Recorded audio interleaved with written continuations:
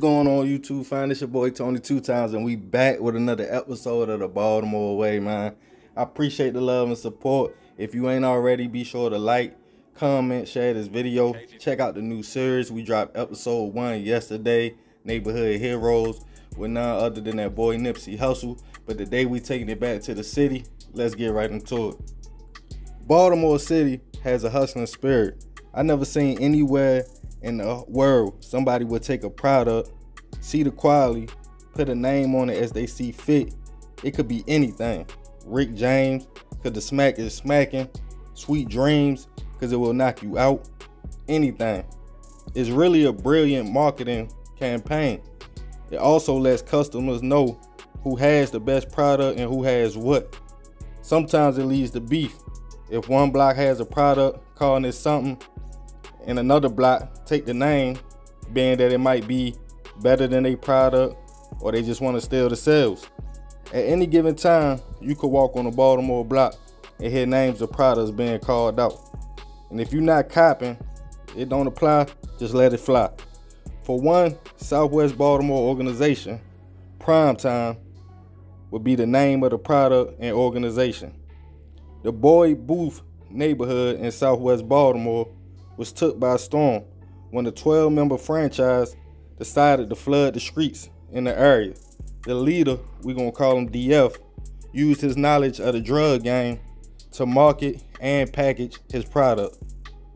From Ready Rock to grass, the team had it all. Making money was easy because of the setup. With the head of the squad being in his 40s, he showed the younger members how to make quiet money, not move too reckless in supply and demand. For one reason or another, smack stopped being distributed as much in inner cities. The drought would come when certain cartel leaders got jammed up, slowing down the production. But it still comes, and they still need customers to buy it.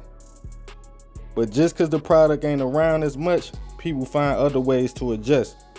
Fent is another product that is similar to smack, but 100 times stronger and easier to get.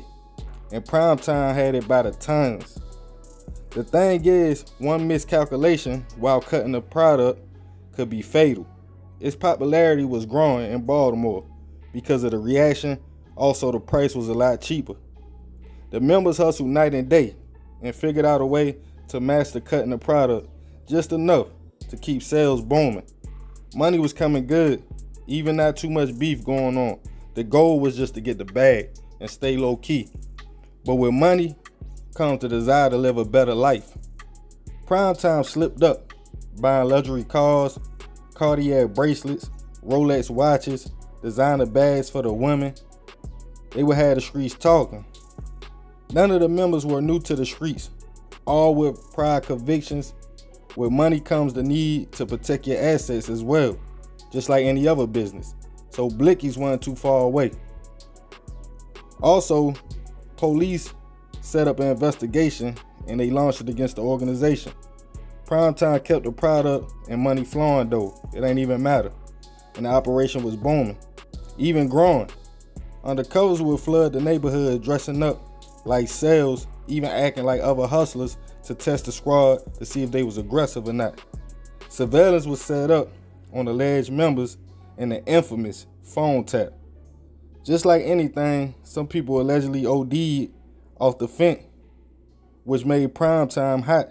Side note, if you are in the streets, know your laws. Baltimore has added a kingpin law.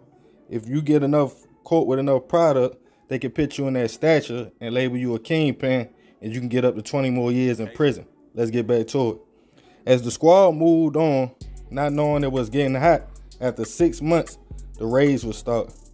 A seizure of 450 grams of Fent was confiscated, 85 grams of Ready, a burner, $69,000 in cash, and $30,000 in personal assets.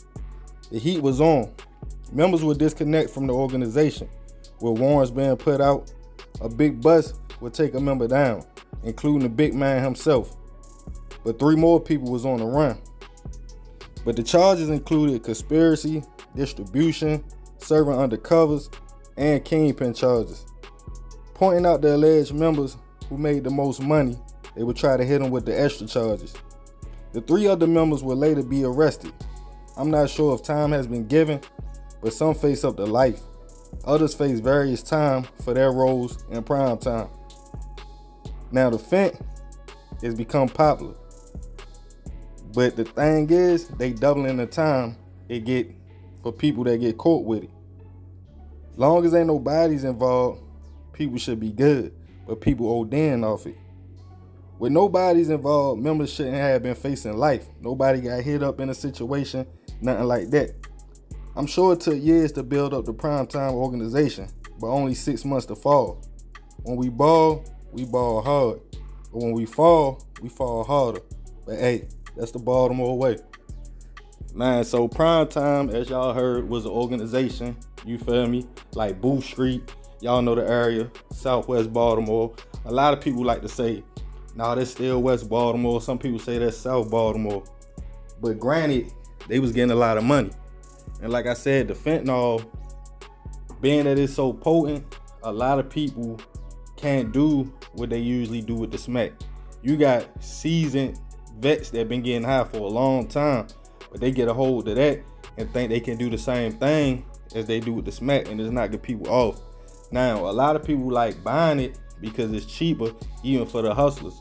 You know what I mean? I ain't gonna say no prices or nothing like that, but at the end of the day, just to make a couple dollars, it ain't worth taking nobody's life. Now, ain't nobody a chemist, so they don't know how to cut this stuff right, and it's knocking people off. And the thing about it, the city was trying to say they trying to double the time on that because it is taking so many people out. So if you get caught with it, it's extra time on top of, like I said, they just added not too long ago the kingpin thing, where though you get an extra 20 years if you get caught with over a certain amount of narcotics. A lot of people don't know that. So when you out here booming and you getting your money, you doing what you do, just know your laws, because at the end of the day, that's extra time on top of if you got the Fent. And some people don't even know they buying it. You know what I mean? They might go cop something thinking they getting some smack, but come around and it ain't that, and they selling this to people and people ain't making it. So yeah, man. But y'all already know this is another episode of the Baltimore Way. We gonna name this one the Primetime Organization. I appreciate the love and support, man. Y'all be sure to check out the new series. Show us some love, you feel me? We ain't just gonna talk about rappers and entertainers. We gonna talk about a lot of different people. I'm also working on another series. I'm trying to keep y'all entertained, man. As long as y'all show some love, support me, man, I'm gonna keep going. You feel me?